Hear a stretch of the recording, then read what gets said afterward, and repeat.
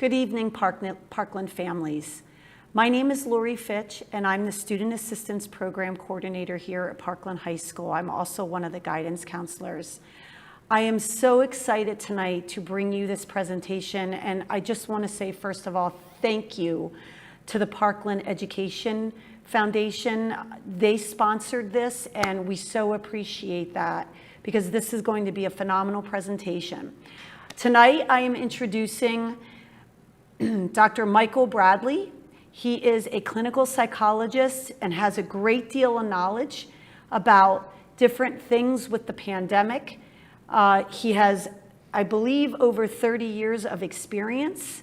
So I'm going to turn the presentation over to Dr. Bradley. Dr. Bradley? Thank you, Lori. And yeah, shout out to Parkland Foundation for making this happen, and also shout out to you guys for taking the time to be here. Hopefully we can make it worth your while to get through what we're calling now the pandemic within the pandemic. And before we get to that, as parents of adolescents, I'm sure you guys are used to bad news, good news scenarios. So we'll kind of use that model tonight. First point of bad news is this tie. Yes, it is indeed the ugliest tie you've ever seen. I think it's giving the control room some problems with all the colors and things in it. The tie is a symbol. It reminds me of the dark days I had with my son Ross. And when Ross was just the lovable, wonderful young man when he was small, and we were best buddies and all like that. And then a switch flipped. He would turn like 11, 12, 13, and we went into the dark days. Suddenly I wasn't smart, funny. I had nothing worthwhile to justify my existence in humanity. It was one of his phrases, actually. Among others. So at Christmas, in front of the family gathering, he presented me with his tie as a mocking gesture. Said he searched the city of Philadelphia to find a tie that would express my taste in clothing, and everybody laughed at my expense. But the good news is I get them back. I ever since have worn it everywhere I go, every appearance I make, and I tell that story. And the better news about Ross is he's now 30, and Ross now has his own son, who's a year old, and Ross has become the most amazing young man I've ever seen. And I know I'm a little biased, but he's an incredible husband, father, son, professional, teacher, just an amazing transformation, way ahead of who I was at his age. And I tell you that because as we go through this, people can get kind of down. You're dealing with some severe problems with teenagers. I need you to understand there is light, there's hope at the end of the tunnel, and we'll talk about that when we get to the end of tonight. So back to the bad news, second point of bad news, in case you haven't heard, the kids are not all right. We're experiencing a pandemic within the pandemic of mental health issues with teenagers.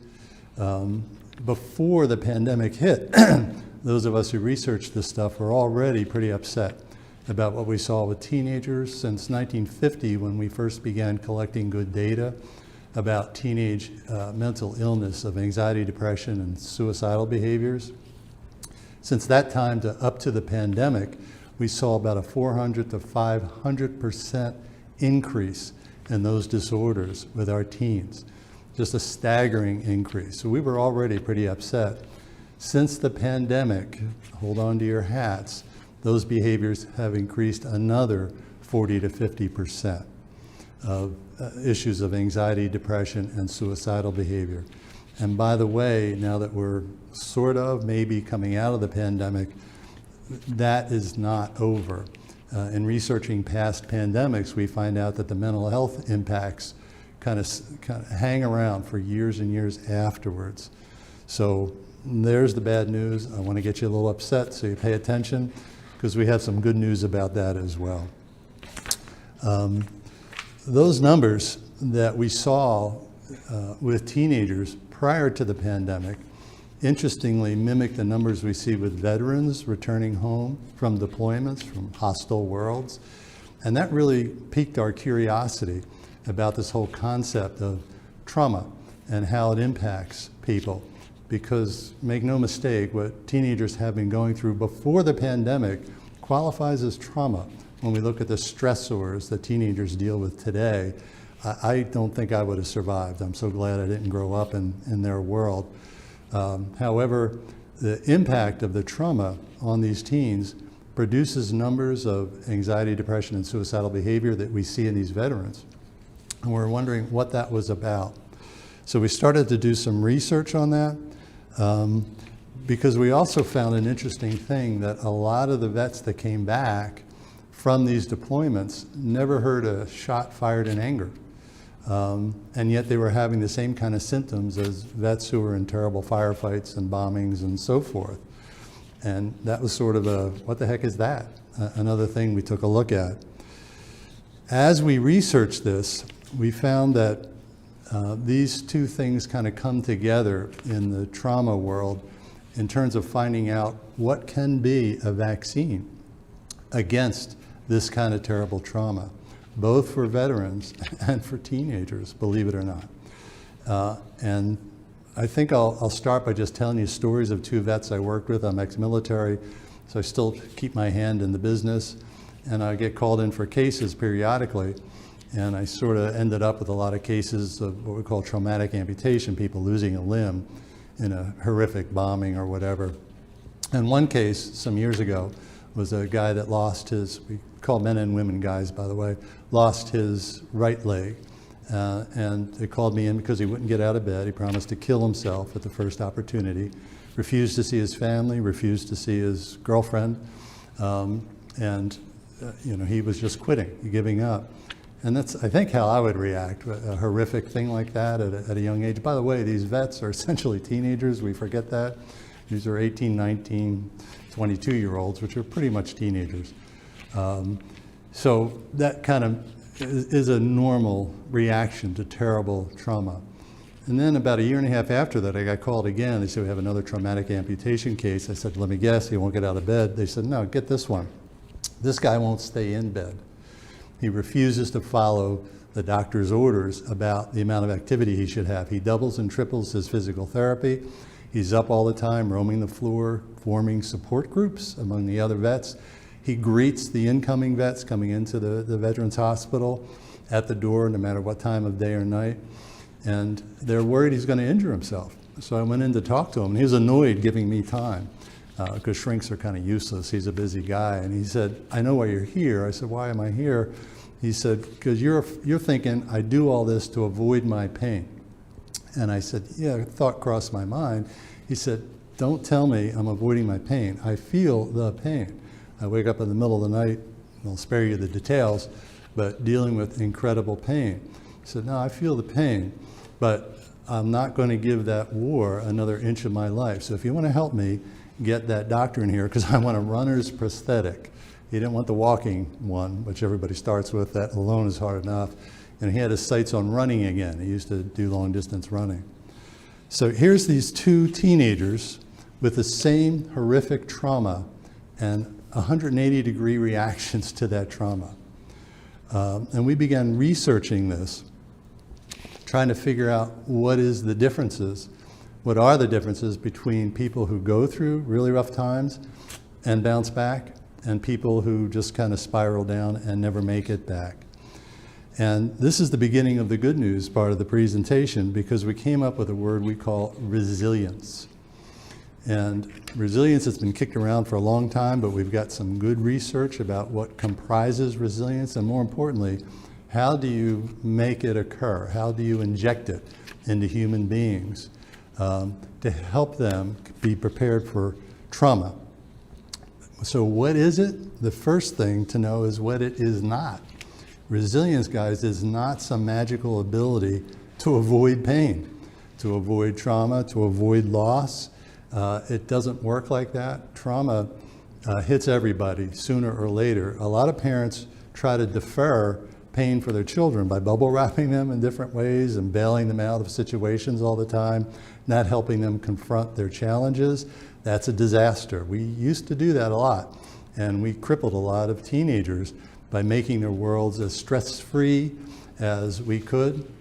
It turns out that stress is therapeutic. That's how we get tough. Think about your own lives. How did you get to be successful? And what pops into your head when you think about what causes you to overcome difficulty? Is it your successes in the past? Not for me. It's my failures. I remember being put on my knees and saying, oh my God, I don't know if I'll survive this. And then the actions I took, the responses that I had, that's what formed me and helped me achieve whatever I was able to achieve in the world. Same for our kids. A lot of us parents say we don't want our kids to feel the pain we felt. Be very careful about that. We'll touch on that as we go through the presentation. So, how best to define resilience? It's more an ability to bounce back to trauma. Think about two boats on the ocean. A huge wave overwhelms both boats and they both go under. They take the hit, they feel the pain. One boat bounces back to the surface after taking that tremendous hit. The other boat goes down and down and down and doesn't come back up. So that's what resilience is. It's an ability to bounce back from trauma, not to not feel pain and not to avoid trauma, but rather to be able to recover from it. And by the way, in that recovery, we become stronger for the next experience of difficulty or challenge. Grandmom's wisdom, what doesn't kill you makes you stronger. Hate to tell you, there is a lot of truth in that, speaking psychologically. So, a friend of mine, Ken Ginsberg at CHOP in Philadelphia did a whole bunch of research on this, and I'm really stealing his stuff. He and the American Academy of Pediatrics did the bulk of the research. So Ken, apologies again. Thank you so much for your stuff. And any of you who are in graduate school writing these terrible papers, feel free to steal my stuff. I just stole it from other people like Ken, so pass it along. It's good stuff. Ken and the American Academy of Pediatrics came up with 7 factors that we found in people who took those hits but bounced back up to the surface of that raging ocean and survived. And the way I'm going to present it is twofold, and I think you've got access to handouts that represents these things. The first group we call strategies, and the strategies are the 7 C's, factors of resilience that we're going to go over. And we also, I think, have some suggestions how to build those 7 C's. So that's kind of a global view. And then another handout you can access is called the 10 Commandments of Resilience Parenting. And that's sort of the day-to-day, how to handle things in ways with your kids that build resilience versus deteriorate resilience. We're not going to have time to do the 10 C's. Read them on your own. They're kind of self-evident. The 7 C's I want to chat about a little bit in more detail. Don't get overwhelmed by this. As you look at all this, if my response would be, oh my God, I can't do all this. I'm so busy, I work, I've got 3 kids, yada, yada. Well, it's not like that. These are kind of guiding principles, things to keep in mind as you make parenting decisions. And by the way, the first parenting decision is don't decide. If it's late at night and you're upset and things are hitting the fan sort of stuff, always punt. Just say, look, let's all go to bed, we'll talk in the morning. And that's when you think about these strategies, what it is you want to build in your kid. And you'll be a much smarter parent the next morning when things calm down. So just keep these handy to kind of guide you as you make your decisions. So, the first C that we're going to talk about is called competence. And competence is actual specific skills. It's things that you do. There's no quick way to pick up competence other than to do. And the things to do can be stuff that seem to be the favorite of lots of parents, like AP courses or joining the math club and so forth.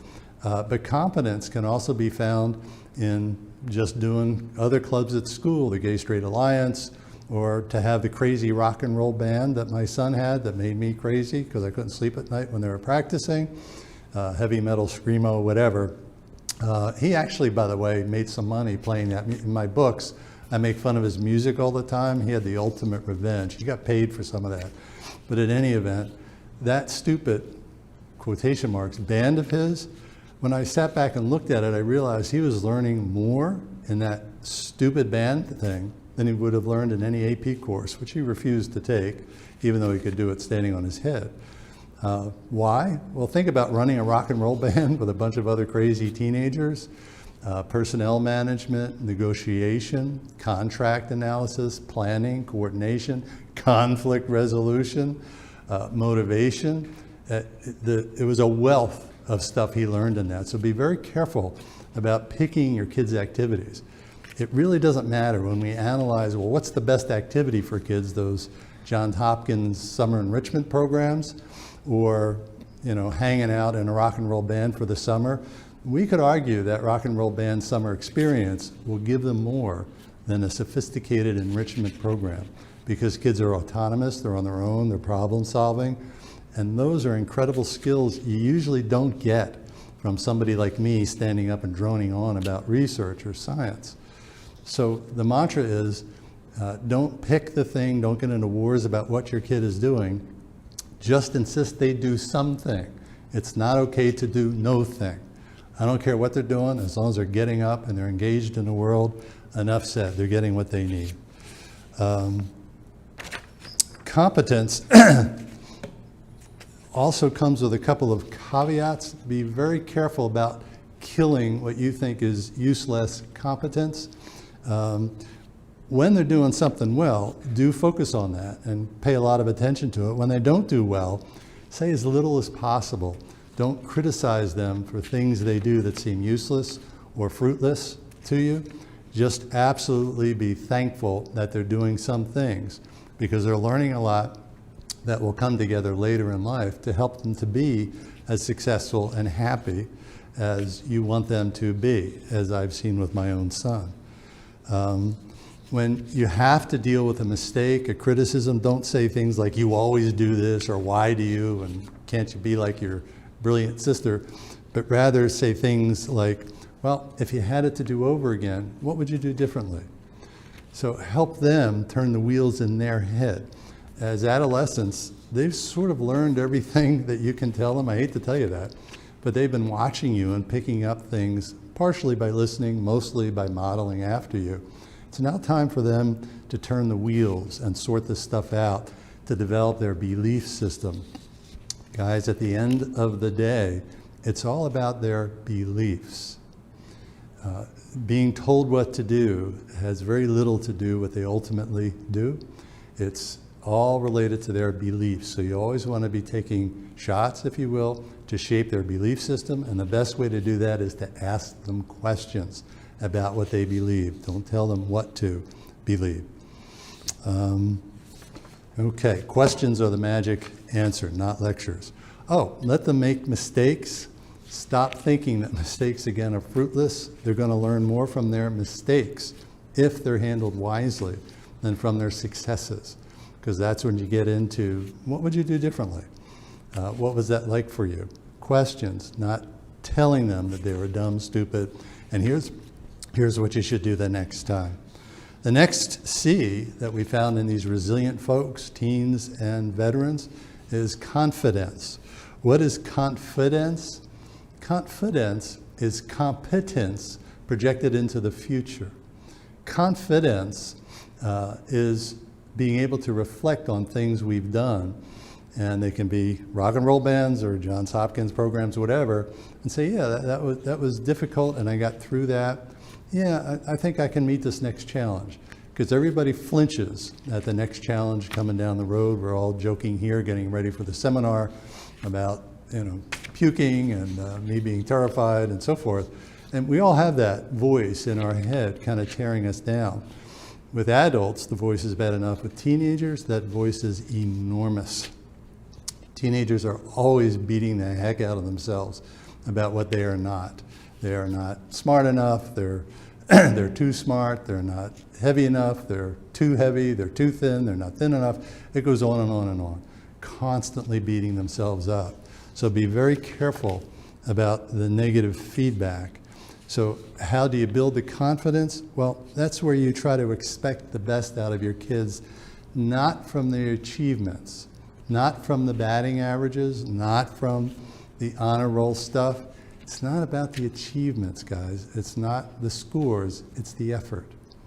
It's about somebody really trying, confronting their own fears and giving it a shot, especially when they lose. So look for those situations where your kid is crushed after a failure and help them process that. And one of the things to do there as a parent is give them something, which is to say, I'm just so proud of you. You worked so hard and you got a C- on that paper. I am amazed that you put in all that effort and you're still standing. I am so proud of you, because it's easy to do the work and get an A. Boy, it sucks to do the work and get a C. That's hard.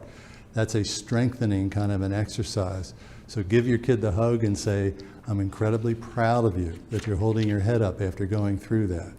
Whether it's the baseball game or the score on a paper or a failed relationship, whatever. Affirm the kid trying, feeling the pain, and then getting up, getting back in the game. Don't treat them as stupid. These are human beings in process. They're growing and they're learning, just like we did. And by the way, if you're on that soapbox about back in my day, you know, how perfect we were, you know, as teenagers, we were so hardworking and diligent and moral and upright and so forth. If you insist on that, if I'm working with you, I'll bring in your parents, hopefully if they're around, and interview them about what you were really like as a teenager. Don't do the revisionist history. Remember how hard it was to be an adolescent, how difficult it was even in your day, and how we reacted, how you reacted, and then multiply that by a factor of 4 or 5. And that's what our kids are dealing with these days for a whole bunch of reasons we don't have time to get into. But our data are solid. We do know they are suffering, and it's not because we're looking for it or because they're weaklings or anything like that. These folks are suffering, just like veterans. Encourage them to push themselves. Don't push them when they're backing down from a challenge. You know, a good phrase is, well, what do you have to lose? You know, what's the downside of not trying? A lot of teenagers, because they're in such pain and they get criticized so much, often feel it's better to stay in the batter's box. Better to stay in the dugout than to get in the batter's box. They sort of flunk themselves because they don't want the embarrassment, the humiliation of getting into the batter's box and striking out. And they often, kids more and more, are taking a pass on life. They're holding up with their screens in their bedrooms because they think they can't really survive the humiliation and the pain of a failure. Part of the problem is that GD screen, because they get a deluge of feedback when they mess up, sometimes from hundreds of people. In my day, I had, 3 or 4, maybe 8 kids I really worried about their opinions of me. Today, kids are like PR consultants for politicians. They're running down all these rumors, the latest posting, the latest thing that was said. The bullying is off the charts. It's down in terms of getting assaulted in school. It's off the charts with what goes on the screens. Another source of tremendous stress. When I look at this, I prefer my own bullying experiences. I wasn't the bully, I was the victim.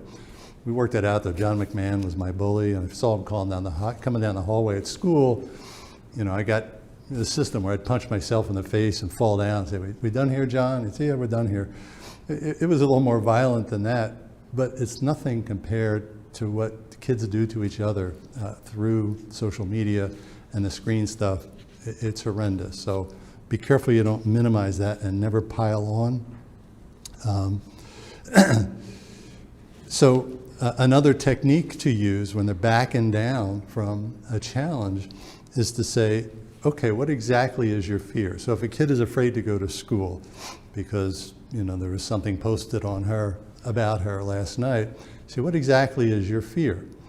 And help her isolate that. She'll say, oh, my fear is all the kids saw that posting. I say, okay, is that it? So what? And then she'll say, well, they're all going to know about me. Well, so what? Well, I'll be embarrassed. So what? Well, I guess that's it. I'll be embarrassed. And then you say, okay, answer to question number 1. Question number 2, being embarrassed, is that a horror or is that a frustration? It's a horror. It's horrible. You don't understand. I got that. Sweetie, in the past couple of years, have you seen any horrors in the world? Things you saw in the paper or the newscast? Yeah, I guess, there was 13 Marines getting blown up in Afghanistan. That's a horror. Yeah, that's a horror.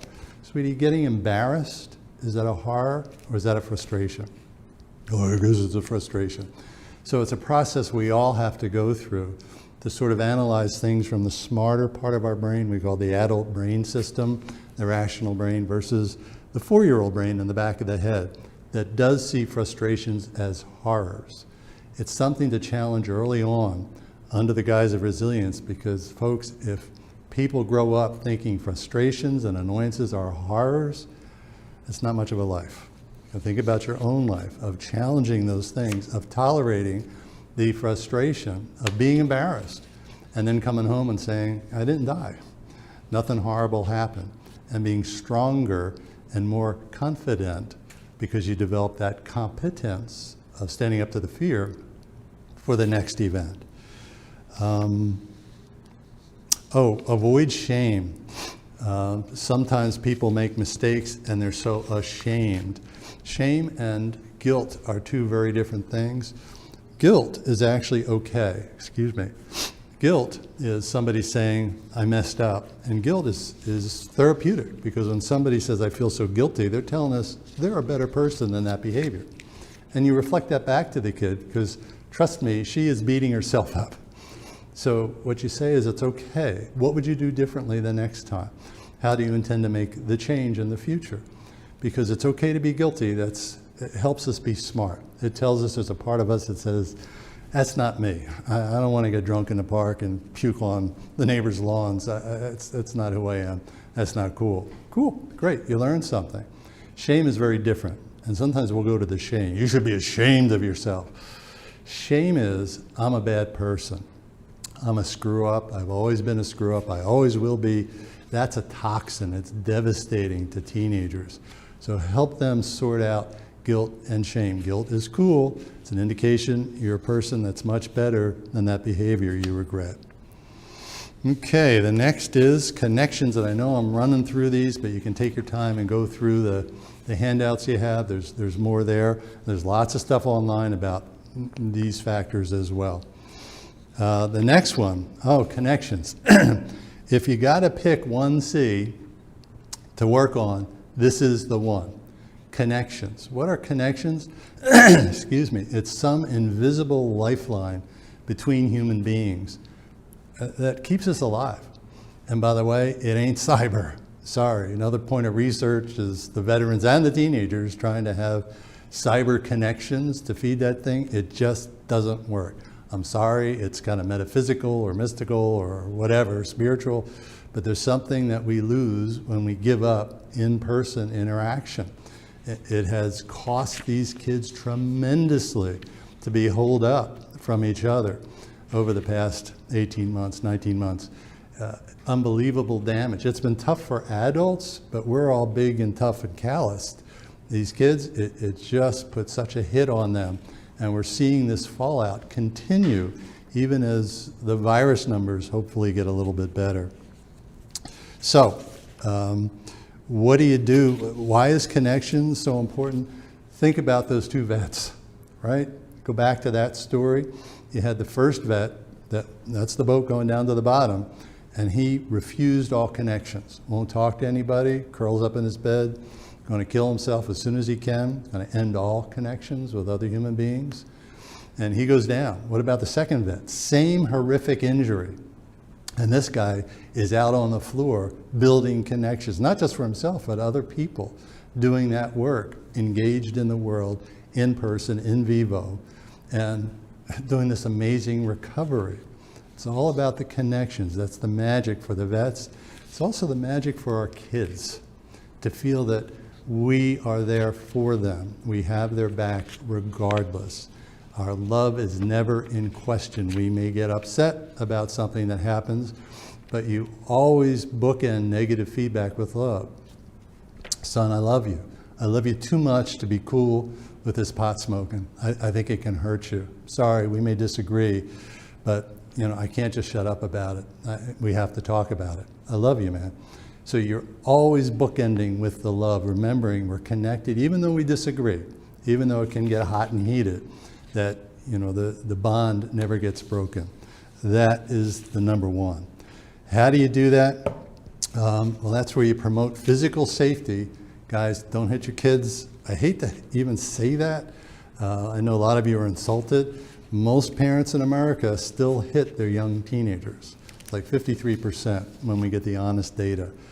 Don't do that. It just, there is no good. If you're going to do that, pack your bag, go out into the garage, cool off, punch the wall. That was one of my favorites back in the dark days. And then come back in, cooled out, and do the right thing. No physical security issues in the household. That just does untold damage. Can't happen. You have to avoid the screaming and the punishment. If you're going to scream, I guarantee again, you will do no good, and you're likely to do a lot of bad. So when you feel that bubbling up, just time out. Unless your kid's got an assault weapon, it can wait until you get to chill yourself down. By the way, it's more than just you being a smart parent. Think of the modeling. If your kid freaks out and loses it and does something terrible because she's driven by her emotional brain, her emotional self, what do you want to model? Being crazier than her? You know, showing, oh, here's how you can get really dramatic. Or do you want to model taking the deep breath, saying, I'll be back, I'm kind of upset, we'll talk later. And you just taught an amazing lesson without saying a word about her. It was all about you. You were narrating your own response and showing how to handle stuff. And your kid will drink that in and say, oh my God, I want to be that. Maybe not in the moment, but it does take over time. Allow them to express all emotions, guys. This is critical. A lot of parents will say, you know, I'll take anything, but she can't say she hates me. Well, good luck with that one. You know, tactically speaking, you just told her what the word is to get you really crazy. So you don't do that in combat situations. But more importantly, you want to welcome the expression. She's supposed to hate you. Did you not hate your parents? Really? I'll call your parents up and ask about how much you hated them. I hated my parents, despised them when going through my own dark days. And then I grew out of it and realized, hey, wait a minute, these are human beings just like me. But being able to express it, I couldn't express it because I got tired of waking up on the kitchen floor after a brief period of unconsciousness if I lost it with my father. He was not a bad man. He just thought that was being a good parent back in that day. I'm serious. He was actually a very good man. But it didn't help me, and I lost a lot of valuable time of figuring out what it is to be a man and what it is to handle your own emotions. It was a terrible time for me. I wish he had modeled that for me. It would have saved a lot of pain. Do that for your kid. If she says, I hate you, say, thanks for telling me that. What do you mean, thanks for telling me that? Well, because if you can tell me you hate me, then I guess I can trust it if you ever say you love me. I want to know the truth. I don't want it polished. I don't want it sappy. I don't want it edited. I want it straight up. It's okay to hate me. If I were you, I would hate me too for saying you can't go to that party. I'm sorry. I love you too much. I've heard bad things about what goes on there. I just can't be cool with that. So be okay with all expressions of emotion, including and especially the hate stuff. That will get them more quickly to the point where they realize they love you. The more you fight the hate word, you're delaying that. Model positive conflict resolution. Think about what they're hearing or seeing in your interactions with their other parent, whether they're in their house or whether they're 3,000 miles away and you're at war with the parents and conflict-based divorces and so forth. Be very sure that you're showing positive conflict resolution. It's okay to disagree. It's not okay to hurt. It's not okay to disrespect. It's important to listen, to affirm the other person's position. Say, I hear you. I think this is what you're saying. Got it. Is that it? Cool. I disagree. I see it this way. Because they're taking that in. They're learning how to do those things. Use consequences versus punishments. When you get to the 10 C's of resilience parenting, we say be sure you use a consequence, not a punishment. What's a punishment?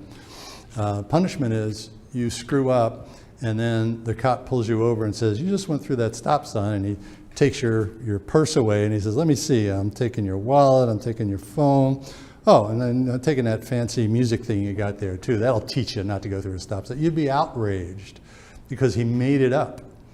You didn't know in advance that the cop was going to get to rummage through your stuff and take stuff you love. That's what we do as parents all the time. It's nuts. Kids come home, they've got beer on their breath, as long as they're not terribly drunk, another situation.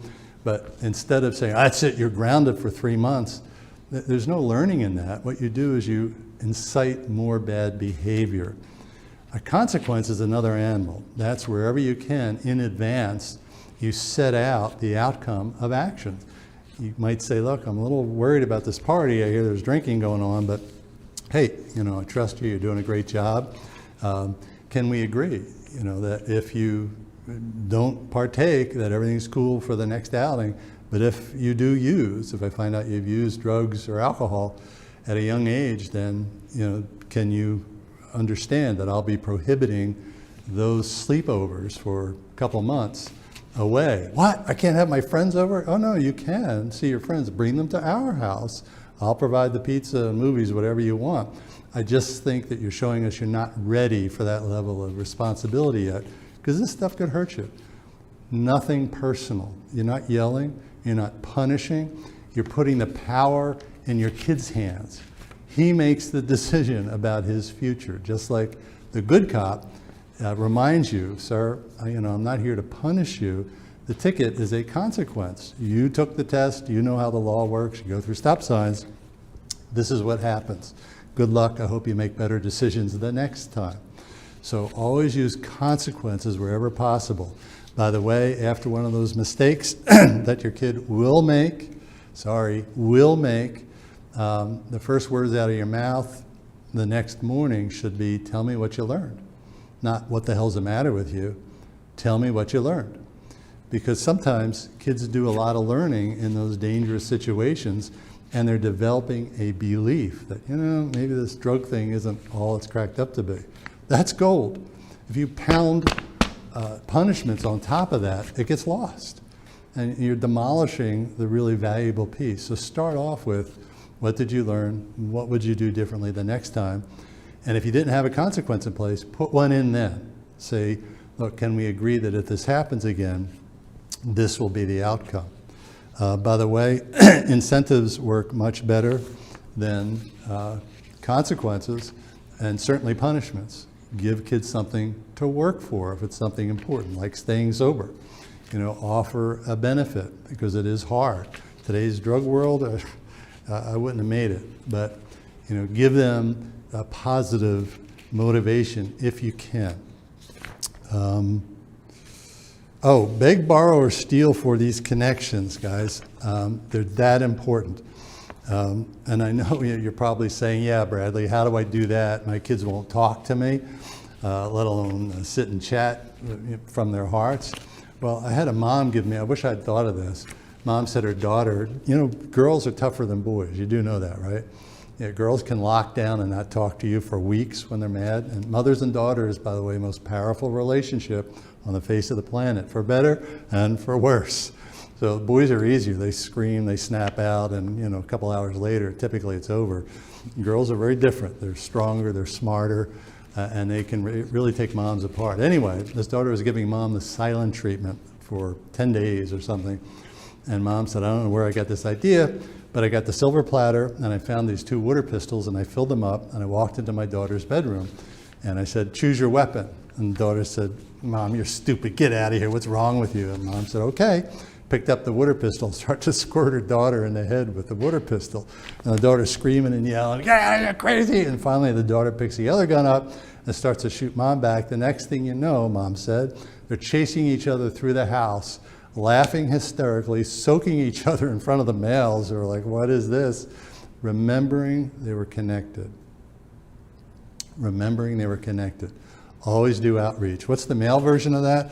A mom said her son was surly and snappy. Oh, he wouldn't let her hug him anymore. There was no hugs permitted, which is normal, and you respect that. But she said she just had enough. So he had his friends in the basement, and she found her old purple lipstick from Halloween and a sombrero from what she called an unfortunate trip to Tijuana, whatever that meant. And she puts on the purple lipstick and the huge hat, and she starts to chase her son around the basement in front of his friends saying, "Give me a kiss, give me a kiss, give me a kiss." And again, the people are just falling out laughing, and he had to laugh finally because it was so ridiculous, and they remembered they were connected. All right, so come up with ways, beg, borrow, steal. I used to bribe my son to go out for coffee with me. No joke. I'd pay him $5 to go to Starbucks, and he thought that was great. He put the big bad dad on his knees paying him, but after 5 minutes at Starbucks, he would be chatting away because he was able to show his superiority and brag that he got over on the old man, and for some reason he was able to let down the guard there. So come up with ways to get around that stuff. Next is character. What is character? That really has to do with beliefs again. Beliefs. Character is defined as what you do when no one's looking. You've all heard that one, and it's true.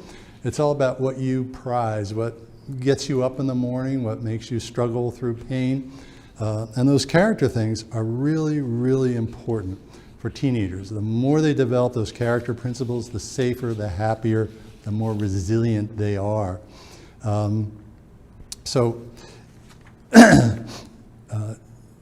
Help them understand how their actions play out in terms of character things on other people, helping out the widow down the street. When nobody's going to know about it, you're not going to get paid. If you can, bribe them first time, if you have to go to the soup kitchen, to do something like that, so that they see the outcome. That we do things of character because it helps us feel better. We sleep better at night. We feel good about who we are. And the guys from the military will tell you the last thing they want when they do some character action is to get a medal. I've had a number of these guys say, it really diminished it. I didn't want anybody to do that. And that's why they look so uneasy at those award ceremonies. They're saying, that was between me and this other person. So help them understand that it's a critical thing in terms of developing a belief system about who you are and what's the right thing to do in the world. Okay, I'm going to try to I know we're running out of time. Contribution is the fifth C. And what's contribution? The ability to make a change in the world. And that's where you get to community service things and outreach and all that kind of stuff. The cynicism among this current crop of teenagers is terrifying to me. They live in a world that's really falling apart in many ways that we didn't really see before. And a lot of them are just so cynical about their ability to have an outcome on what's going on. And the way to do that is break it down into little steps. One girl I worked with, an incredible character girl, was getting food for the food pantry. She was asking kids to come in on Mondays with food, and she got mocked. She was telling me that the kids were laughing at her, saying, "You think cans of corn are going to make a difference? You're so ridiculous," and really hurting her with that, putting her down for trying to do something good. So the response is to say, yeah, it's not ending world hunger, but whoever did get that bag of food ain't hungry tonight. And what if everybody did a little thing like that, one pebble at a time, of positivity, of doing something, just for the hell of it? Could things be different? The next C is coping skills. Guys, critical. Again, these kids are dealing with anxiety and depression and suicidal behavior, and the coping skills that are broken out are indeed the martial arts of resilience. Like, how do you respond to stress? Use that horror versus frustration technique, but most of all, model your own positive coping strategies. Narrate your own responses. Talk out loud. Talk to yourself when your kid is listening. Say, yeah, doing this seminar tonight it feels really scary. I always think I'm going to screw up, and I don't know what I'm talking about, but I know it'll be all right. I know I can come through this, so I'm just going to do it even though I'm anxious. So you're purposefully, truthfully, you don't make it up, but allow them to hear how you cope with stress as opposed to running away from it. Another trick is the Serenity Prayer. We should all have it tattooed on our foreheads on the inside. Look up the Serenity Prayer, get it clipped and hung out for you, and share it with your kid. And it has nothing to do with religion. It's the best psychology I ever heard in a couple sentences. And that is about, grant me the serenity to accept the things I cannot change, the courage to change the things I can, and the wisdom to know the difference. That is so freaking smart. It's just unbelievable.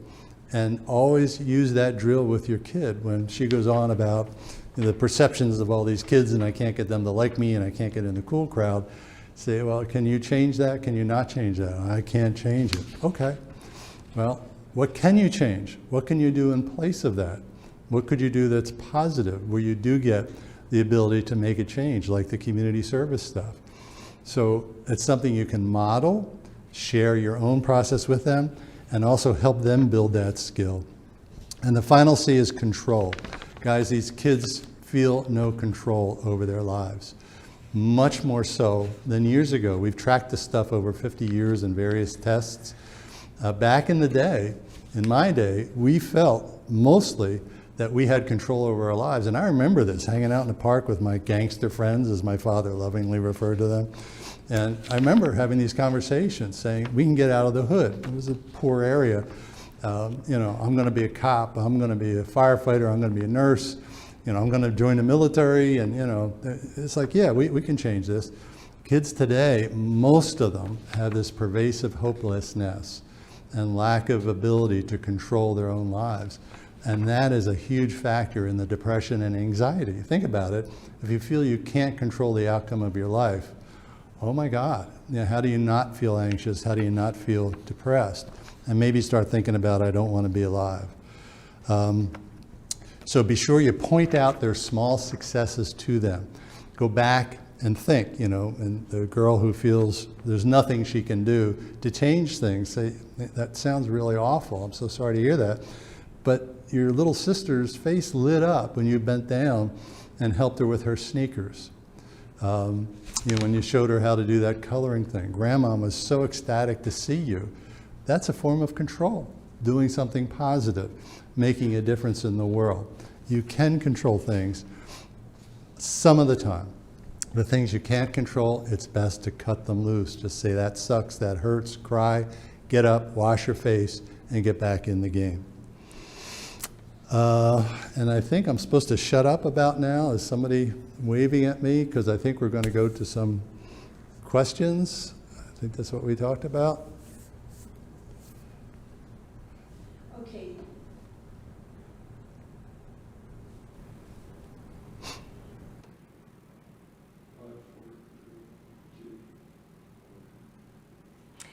Thank you, Dr. Bradley. We will provide some questions for you to answer. The first one I am going to answer, for those of you who are having difficulty hearing, it will be recorded and you will be able to view it at a different time. So first question related to the presentation is, for a child who has anxiety and possibly depression and who sometimes has difficulty making it out of the door to go to school, is it smart to consider online school, which is what he or she wants, or does doing so keep her from having to face the difficulties associated with the anxiety and working to manage it? Great question, and I think I just kind of answered it in a prolonged fashion with lots of words. Abso-freaking-lutely. The last thing you want to do is encourage avoidant behavior. Guys, when somebody feels too anxious to take their place in the world, it's like an allergy. Think about treatments for allergies. If somebody's allergic to cats, my wife said, well, if you want me to come in, then my cats come in too, to the deal way back in the day. So I had to get allergy shots. What is an allergy? An allergy is the brain misreading something that won't kill you as something that will kill you. It's an overreaction. It's kind of like a hysterical reaction to something. The reaction is real. It's not fake. I wasn't pretending I couldn't breathe. I couldn't breathe. But my brain was misreading something that was not a fatal threat That's the way it is with anxiety when kids say, I can't go to school. Step one is to understand the odds are she's not lying. She feels that fear.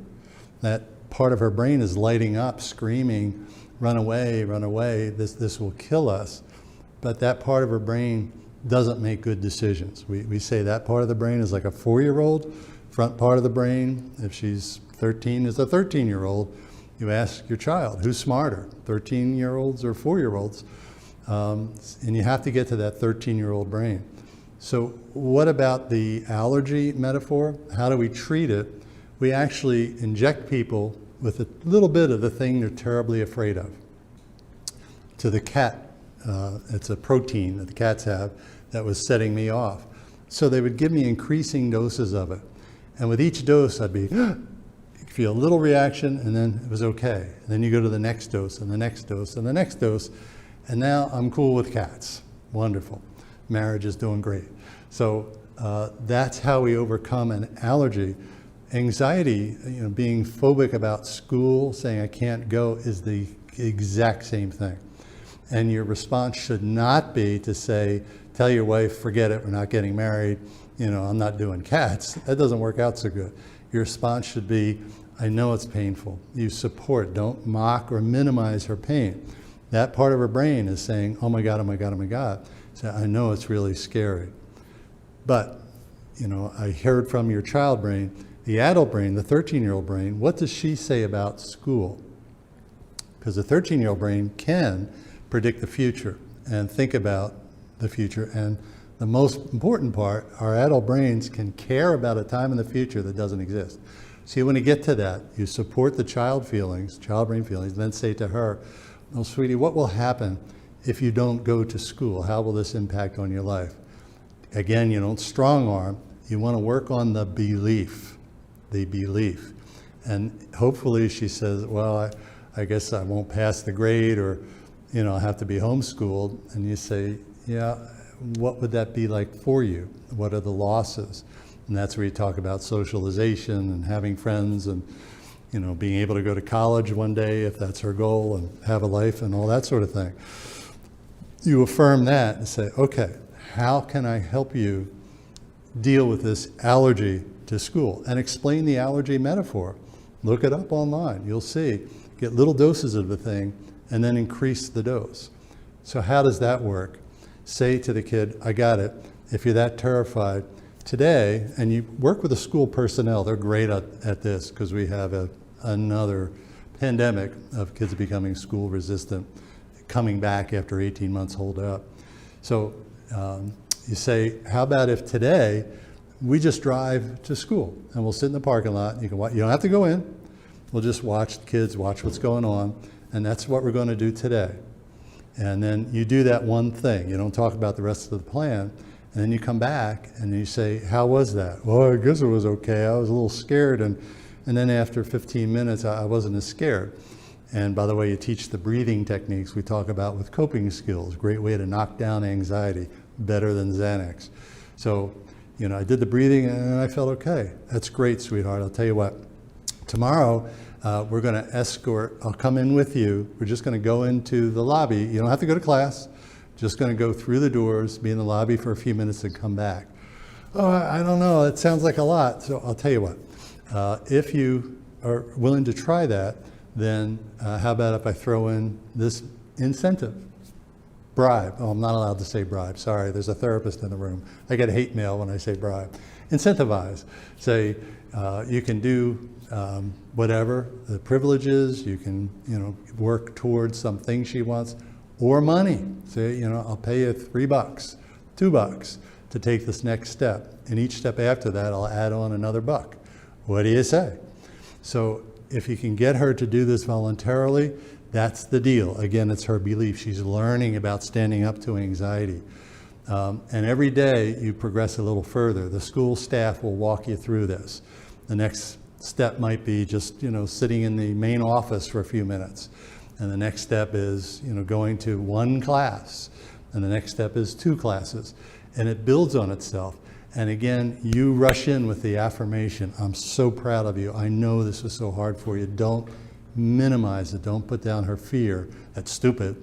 You say, I know that fear was really rocking you, and look at what you did. That's freaking amazing. Boy, there's like nothing you can't do if you use this system. So you build her up that way. If she's really dug in and clinging to the bedpost, contact professionals, but do not take her first words as her best truth. That's just her child brain freaking out because kids hate shots and doesn't want to get the COVID shot. And you're saying, well, I'm sorry, or the smallpox vaccine. So I'm sorry, yeah, it is going to hurt, but it's also going to help you have a life. So we got to do this. How can I help you do it? Next question. Should you ask your kids if they are suicidal, or is it better not to put that thought in their head? Thank you so much for asking that question. I should have put that out. Yeah, a lot of parents say, I don't want to say anything about it because I'll put it in their heads. It's in their heads. And where I live, not to be too horrific, we just had an 8-year-old die of suicide. We never saw this before. These are new waters we're in with pandemic and anxiety, depression, and so forth. So it's in their heads. Remember, their screens deliver every bit of nasty information about the world you can think of. I wish I had more positive stuff, but in any event, it's been there, and they talk about it all the time. You didn't used to do this as a child. With my gangster friends, Friday nights in the park, I remember a heated discussion about the Blue Oyster Cult song. Look it up, old heads, you know what it is, called Don't Fear the Reaper. And by the way, I put it in one of my books where I said it was a song about suicide. The author of the song called me up and threatened to sue if we didn't change that. And I said, well, if you want to do that, we're willing to take it to court and talk about it. And we never heard from him again. Listen to the lyrics. We didn't know what it meant. We were arguing, what is he talking about? It was about suicide. It's very clear. But suicide was so foreign to us as adolescents. We didn't know anybody who talked about it. I didn't know anybody who threatened it. It just wasn't there. Today, it's part and parcel of your kids' culture. They talk about it all the time. It's just woven into their cultural context, their experience. So no, you're not putting it in their minds. In fact, it's the opposite. The more you use the S word, the less likely it is to happen. So how do you do that? We advocate a 3-step process that's like easing into the swimming pool, because it's really a tough question to come out and say, you're going to kill yourself. You start by saying, sweetie, I worry. I've heard from this crazy shrink on the telecast from school saying that your world is really stressful. Do you ever feel so crummy that you wish you weren't alive? So it's like easing into the subject. If she says yes, first of all, don't be surprised.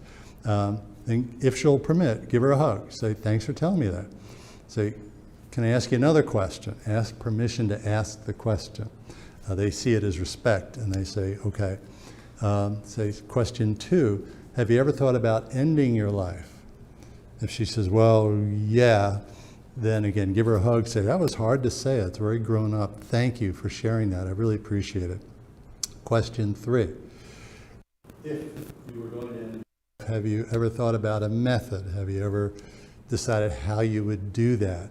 If she says, well, yeah, I actually have this rope up in the closet, whatever, give her a hug, stay with her 24/7, get her to an evaluation immediately, crisis center, whatever, to check it out. It's likely not necessary, but we don't take chances with bells you can't unring.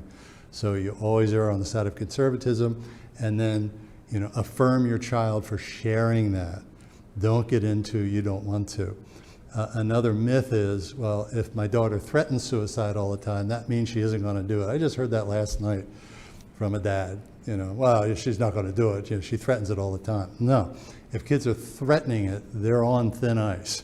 They're in, the orange to red zone of danger. So immediately take action. You say, thanks for telling me that. Clearly you're in a lot of pain. We have to get you the help so you're not feeling so bad. So again, remember this hockey stick kind of graph we've got with suicidal behaviors now that really has us worried. So yes, do ask your kid. Next question. How to raise a child that has it all. It seems that our child is not hungry for success. He or she has no drive. My spouse and I were raised in a third world country, and we had to put effort into our success and really want to succeed. This is a different culture, a different generation. He or she is just not motivated. Well, first of all, you have my empathy. When we talk about people coming from other cultures, I came from another culture, if you will. I came from Southwest Philadelphia. We were poor. I didn't really know it, but it was one pair of shoes. Nobody had cars. Food was scarce at times. I didn't feel poor, impoverished, but we didn't have much. And, ironically, that did give me a drive to succeed, as well as it did with my friends. Like, we're going to be somebody, we're going to do something.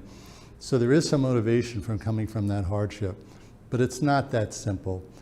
Try not to get panicked, because we never really get turned on to achievement until we have an idea of our purpose and passion. Purpose is, where do we fit in the world? What's it about? What has meaning for us? And then the passion to do that thing, like, yeah, I really freaking love doing this thing. I think this might be who I am. And then we turn it on.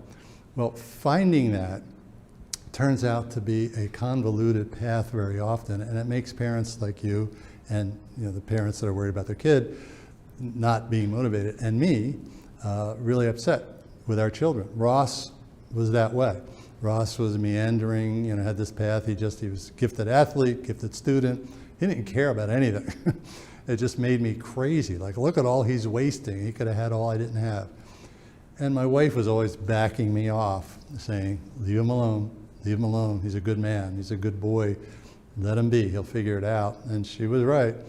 But I was reacting to my own trauma, because I had so much motivation, but I didn't know where I fit in the world. So I just went after things that were crazy. I decided to be an officer in the Army, be Rambo. That didn't work out. And was crushed. Came home, resigned my commission, and I'm going to be a lawyer. Yeah, a lot of money, be important.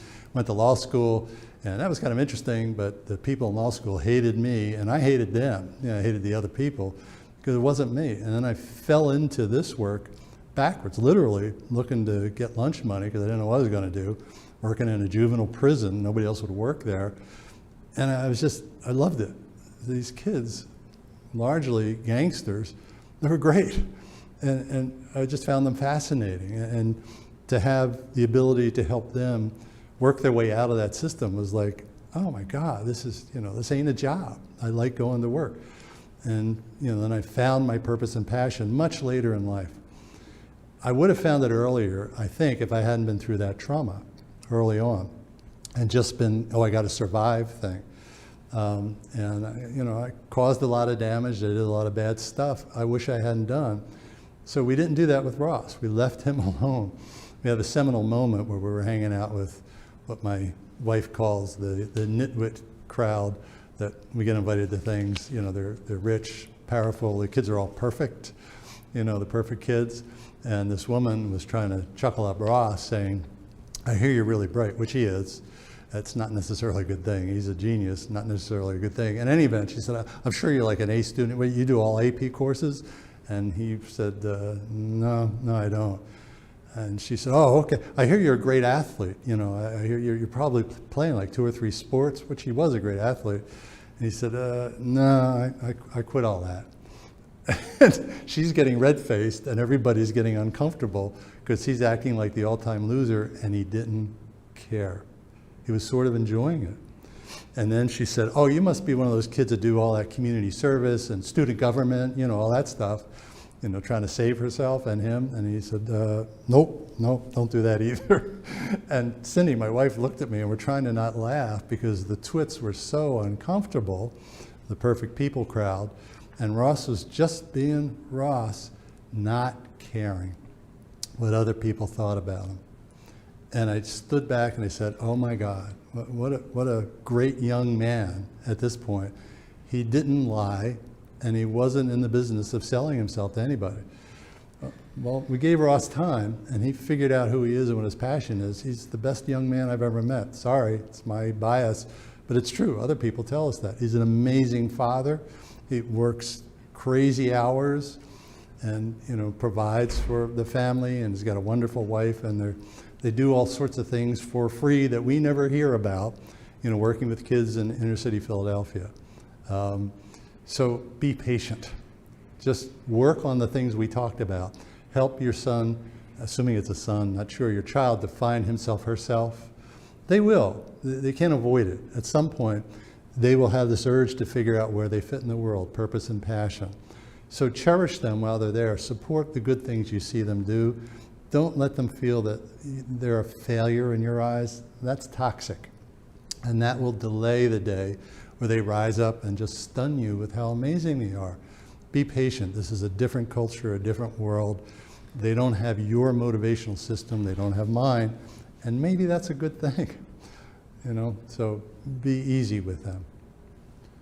Next question, or you know what we're doing time-wise? I can talk forever in case you haven't noticed. So My child was diagnosed with anxiety.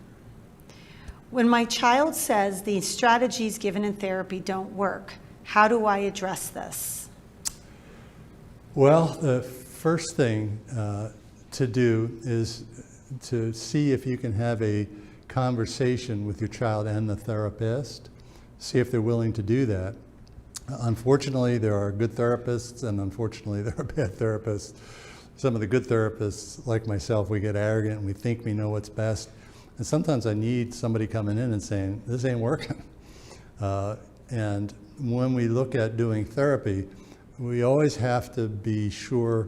What I use is called the toolbox approach. People say, oh, you must be cognitive behavioral or dialectical or whatever. I do it all. Sometimes I do none of it. It's all about learning about the client and what the best fit is for his needs. So sometimes when somebody says it ain't working, that can mean a whole host of things. It can mean the therapist is not good. It can mean the kid is angry with the therapist because they're doing their job and maybe pushing the kid a little bit. There's a million things that could explain that. So I would ask to talk with the therapist, with your child there, to say, how are we doing, what's going on, and encourage your child to speak up. It's really important the kid be able to say to the shrink, this ain't helping me. I don't feel any better. It's really critical the kid feel empowered to say that. So it may be a good sign. It may not be, but work it through. Be careful about just changing therapists. See if you can find out. Say to the kid, I say to the kids all the time, therapist shrinks are like shoes. Just because it says size 10 doesn't mean it's going to fit right on your foot. So you got to try out the therapist. The early sessions, I say to kids, you're here to judge me to see if I'm somebody you think you can work with. And if you can't, it's okay. I just don't fit your foot. I'll get you to somebody that I think might be a better fit for you based on what I've learned. And I won't take it personally. I'm really glad you told me you think this just isn't working. I don't want to waste your time. Okay. My child, who was previously diagnosed with generalized anxiety disorder, has developed increasingly worse anxiety over the last year and a half and is in weekly therapy. This past spring, OCD symptoms began and a medication was recommended.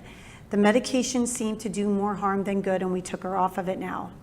Do you consider cognitive behavioral therapy to be the gold standard for these young teens? And what else should we be doing for her? Thanks in advance. Okay, great question. First of all, medication, sorry, psychiatrists, is a science and an art, half of each. We just don't have the kind of science, the technology to be able to say, oh, this will work for you. There's a lot we don't know. And unfortunately, the psychiatrists I work with that I really respect and admire are honest. And they say, well, we're going to try this and see what happens. And the parents are saying, are you kidding me? But they're sort of guessing at what might be the proper tool. The short version is there's two primary brain chemicals, they're called neurotransmitters, that we work with medications initially with kids.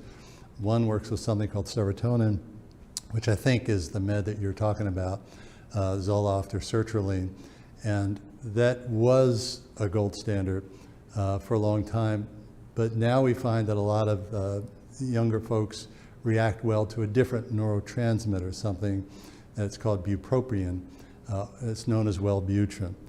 And you can Google this, get into it, have chats with the shrinks about, maybe, well, you have stopped the one, say maybe try another, because somebody who's suffering to that level likely would benefit from the right medication. So I wouldn't abandon meds entirely, until you've given it a try. In terms of, gotten worse over the past 18 months, I think you've heard me say about 10 times tonight, we're on new ground with what's happening with kids and how they're suffering. It's not just your own kid. Is CBT the gold standard? It's become a gold standard, perhaps too much so. It's helpful for certain, and it works. But when we research this stuff, guys, it's not the therapy, it's the relationship with the therapist. It makes researchers crazy because we all want to find out come up with the gold standard. Do these things and this will fix OCD. When we boil it all out, we always find it's the kid's connection, there's the word again, with a therapist, feeling understood, feeling cared for, feeling trust, feeling listened to. That seems to be the primary factor in somebody getting better. Secondarily is the type of therapy that is being utilized. It makes people crazy, they hate hearing it, but read the research yourself. So that's why you have to be sure the therapist is a good fit for the kid. If she's saying, I don't know, Mom, she gives me all these worksheets and I think she's really smart, but I don't know, I just don't feel comfortable with her. You got to listen to that, and you got to then try to shop for a therapist that she does click with, connect with, because this is really hard work. I don't know about you as an adult, but I hate going to see a shrink. I despise that. Seeing people like Laurie, forget it. I hate her from the beginning, and I don't even know who she is. It's just so hard to do. For me, for kids, there's no way as a teenager I would be in some shrink's office. This wouldn't happen. So understand how difficult this is for them because of all the factors we've talked about, and that they're waiting to hear, you're nuts, you're crazy, I'm gonna lock you away. That's what they're hearing in their heads. So be very careful to dismiss their complaints. Rather, work with them to help them find a better fit, both with the medicine and with a therapist. And are we doing questions? Did you want to wrap? I'm sorry to ask on air, but I can't see because of the lights. If somebody's waving at me to...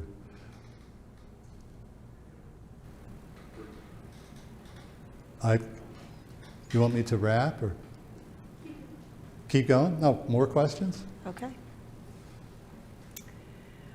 When a teen refuses to do anything but be on technology, how do I handle this? Well, I'm sorry. I'm sorry. What is acceptable use and time with a cell phone, and how do I keep them safe? This will be our last question. Okay. God, couldn't you have made the last question the last question? The tech question. I was hoping I'd get away without having to try to answer that. First of all, understand that it's a terrible conundrum. The phones are here to stay. There's just no way we're going to get rid of phones. And then some governments are talking about trying to do that. Good luck. It is just part and parcel of their world. And by the way, there's lots of upside to the tech. We're all big on the downside. There's amazing upside. I can pick up my little screen and say, oh yeah, what was that study about, the different neurotransmitter? And it comes up on my screen. That's amazing. You know what I used to have to do back in the day before we had the screens? I'd lug down to the university library and pour through all these moldy, dusty books that made me sneeze and try to find the latest journals, and then found they were ripped out. Some graduate students stole the pages that I was looking for. It was hideous. So it's a miracle that we have the screens. They're here to stay. There's a lot of upside. There's also a downside. And the downside is they're addicting. They're actually built to be addicting by dark side psychologists. The apps are actually designed by psychologists to make a lot of money to addict your kid to the screen, to the game, to the app, to the TikTok, whatever. clever, very shrewdly done, well done psychology from the dark side sort of thing. So have some empathy, because a lot of times we'll rush in and judge the kid. You're stupid, you're weak, what are you doing, wasting your life? Well, part of it is it's not a waste, and part of it is they smoke cigarettes and they're addicted to it, and their brains get a payoff from it. And if we take these cigarettes away, they go through withdrawal, they don't feel so good. And they need the screen to be able to function in their world. So you try to find the balance. That's what you're trying to do. And by the way, again, the balance is not a police state thing where you rush in and make the rules. You're trying to get at their belief, right? Do you know anybody who quit smoking cigarettes because somebody else told them to? No. Or stop drinking alcohol, stop doing drugs. Addicts only recover when they say, I'm done with this, I need to be able to do a better job. They have to have the belief. So you first start in this maddening progression that's in the books. You first start with a discussion about the amount of screen time, saying, how many hours do you think you put into the screen? And most kids will say, I don't know, probably 2 hours a night.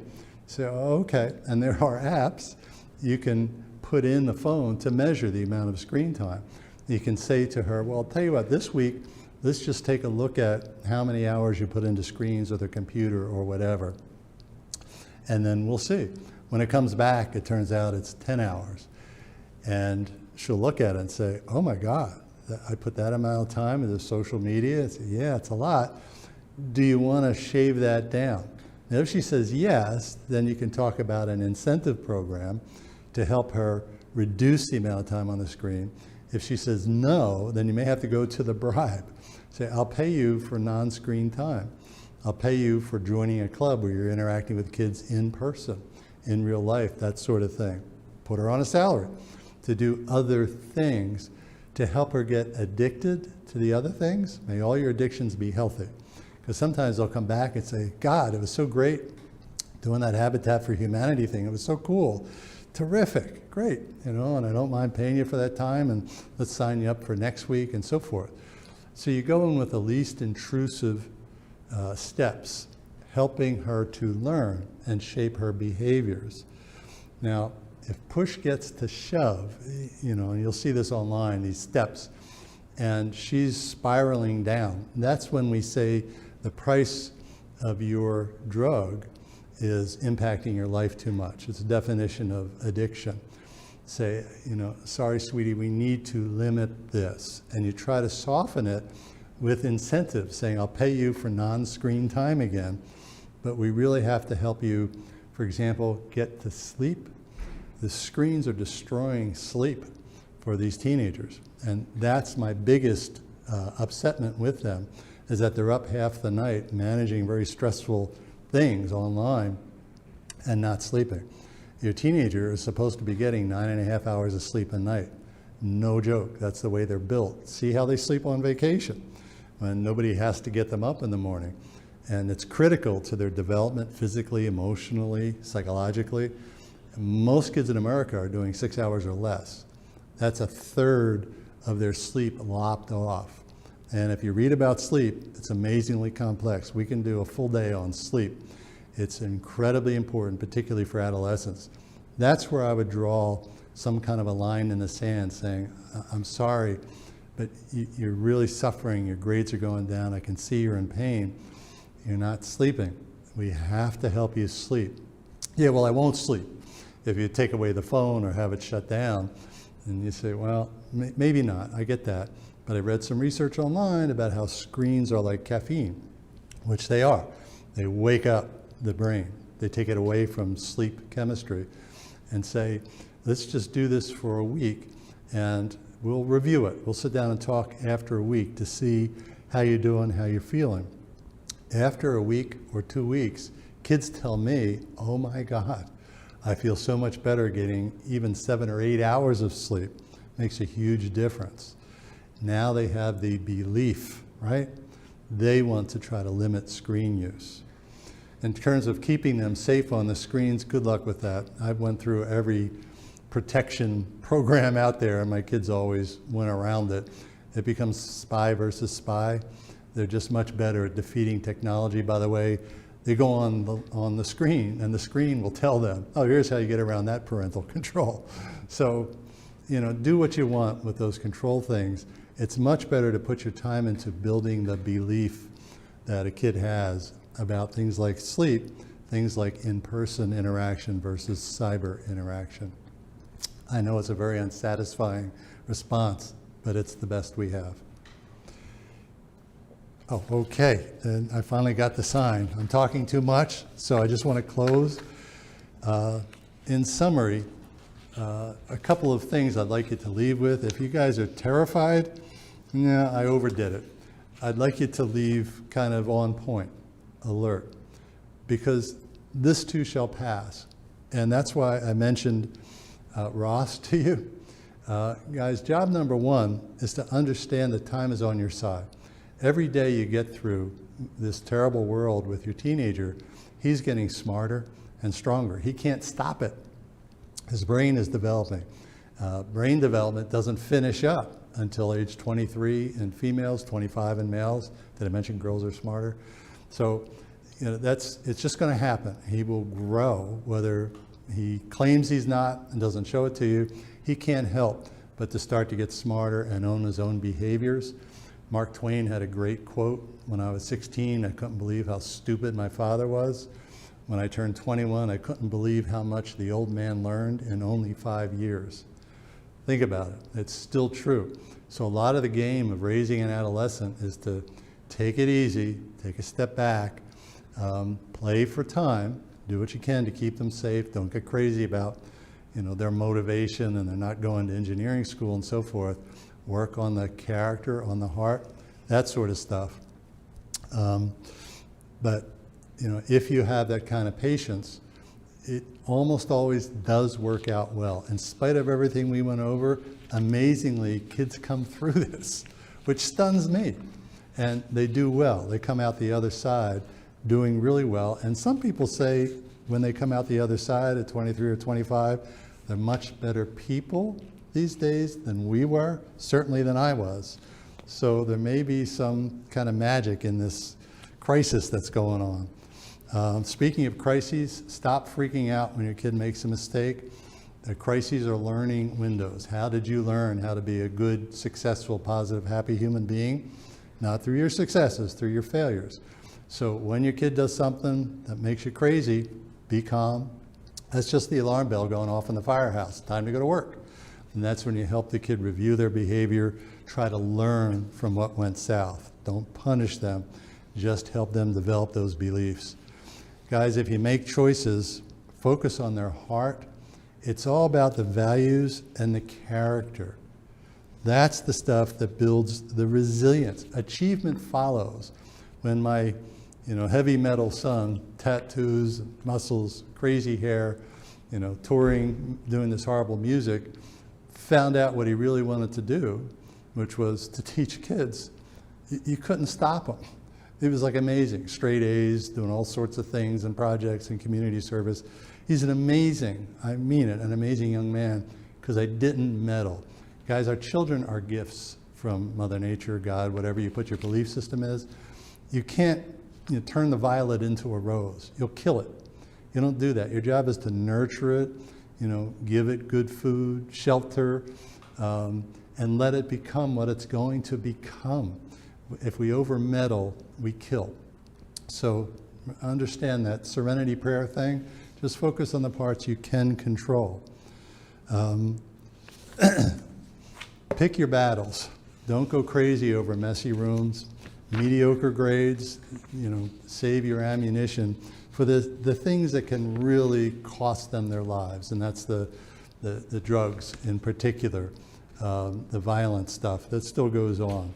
Those are the very few things where you draw red lines in the sand and say, no, we're not getting into gun control, but no, teenagers don't own guns because they often shoot themselves a lot. So say we're not doing that. Those are red lines in the sand. Everything else you're sort of easy with, you negotiate, you don't go crazy over it. Guys, remember what your mission is. Military concept. What is your mission? It is not to be the parent of an Ivy League student. That's not your mission. A friend of mine wrote a book called Where You Go Is Not Who You'll Be, which exposed the whole mythology about kids going to Ivy League colleges and then having wonderful lives. There's no correlation. In fact, there's some research that says those kids are less happy because they've been so driven to achieve, the scores sort of thing, as opposed to figuring out who the heck they are and where they fit in the world. Be very careful about that stuff. Your mission is to raise the parents of your grandchildren. That's your mission. Now, I preached this for a long time, and now I've had the miracle to be alive to watch my son with his child. And he's this amazing, nurturing, patient, tolerant, child-centered young man. It makes me cry. He's so much better than I was with him when he was young. It's a miracle. That's your goal. That's your mission, is to think about how you want your children to be with their children, your grandchildren. What do you want to pass down? Anger, judgment, intolerance, screaming, yelling, punishments? How about things like patience, love in spite of provocation, cherishing the nature, the heart of the person, the connections? What do you want to be your legacy? Think about that long and hard before you enter into any kind of a battle with your kid. I'll share my 2 best tricks, and I'm not making this up. The first is the deathbed exercise. When I'd be coming home from a long touring thing and giving speeches and exhausted, and walk into the family room, my wife was often away to find a sea of Chinese food boxes all over the place, because my daughter is a Slav and a wonderful young woman, but a Slav. I would want to freak out. I'm ex-Irish Catholic, ex-military, I can put on a good screamer. I'd walk out into the garage and say, yo, Mike, when you're on your deathbed reviewing your life, how will you feel then about what you're about to do tonight? Got it. Thank you. Go in. Sarah, give me a hug, girl. Oh, I missed you. It's so good to see you.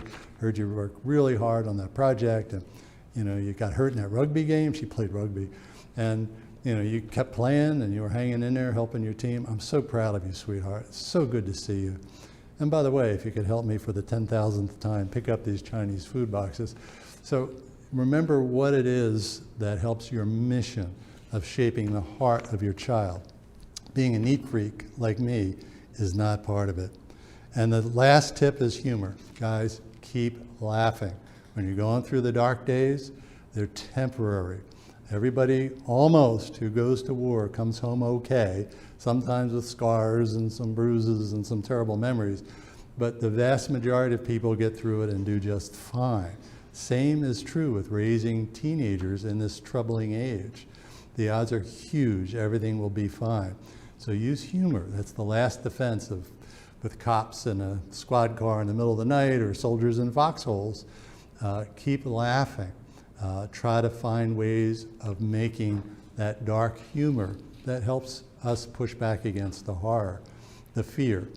My wife and I have a cartoon on our wall that got us through those days, and it was a middle-aged couple, and they're on opposing couches, and they're both reading books, and the husband looks up at the wife and says, dear, now that our kids are all in jail, maybe we can finally take that trip we always planned.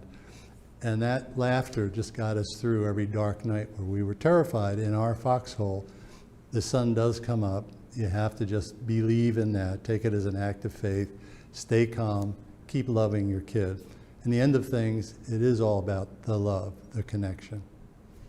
Thank you so much. Thank you so much, Dr. Bradley. And again, we would love to thank the Parkland Education Foundation as well for this presentation this evening. If you need help or further help finding services for your child, please contact your child's student assistance program within their building. Thank you so much for joining us tonight.